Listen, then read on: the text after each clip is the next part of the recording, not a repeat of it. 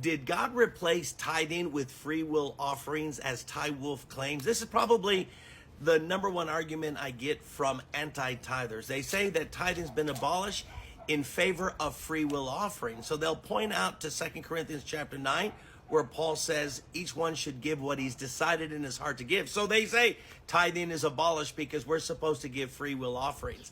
I hear this argument, and then the second argument TyeWolf makes is Jesus did not command tithing. So let me answer these two objections, and this is based on my very popular teaching on the 3 proofs that tithing is New Testament. It's already gotten nearly 150,000 views, so it's touched a lot of people's hearts, yet most anti-tithers don't even want to attempt to answer the 3 Bible proofs that tithing is New Testament. But let's go ahead and answer this one objection. Did the Apostle Paul replace tithing with free will offerings? And they quote 2 Corinthians chapter 9. What most people fail to tell you is that Paul was not receiving a tithe for the church. He's receiving a almsgiving for the poor. Listen to this, 2 Corinthians chapter 9, verse 1. There is no need for me to write to you about this service to the Lord's people. He's receiving an offering for the saints in Jerusalem who are suffering extreme poverty.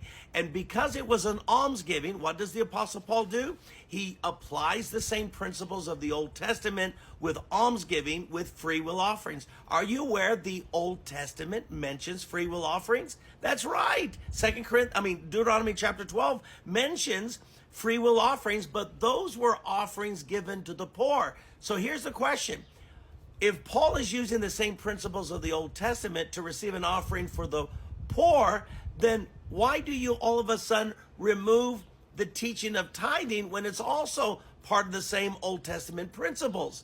See, if Paul didn't remove free will offerings with almsgiving, why would he have removed tithing with supporting the ministers who are the New Testament priests that are having a priestly duty of proclaiming the gospel?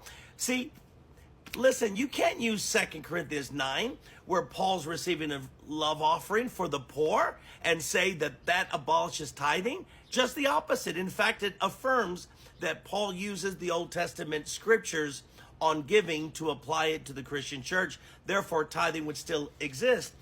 But TyeWolf makes another argument. He says that Jesus never commanded tithing. Well, yes, he did. Matthew 23:23. Listen to what Jesus says. You should have practiced justice, mercy, and faithfulness without neglecting tithing. That's what he says. Jesus said, don't neglect tithing. If he says not to neglect tithing, guess what that is? That's a commandment. So if he told you not to neglect it, why are you neglecting it? See, you're in disobedience to the Lord's teaching on tithing because he affirmed the need to tithe. So in answer to TyeWolf's objections to tithing, friend, Paul's not receiving a tithe in 2 Corinthians, but a love offering for the saints, the poor, which was always a free will offering. Therefore, he applied the Old Testament principles of free will offerings to the poor. So why would he neglect the principles of tithing for the support of the local church? And then secondly, Jesus did in fact, affirm tithing, and he commanded it.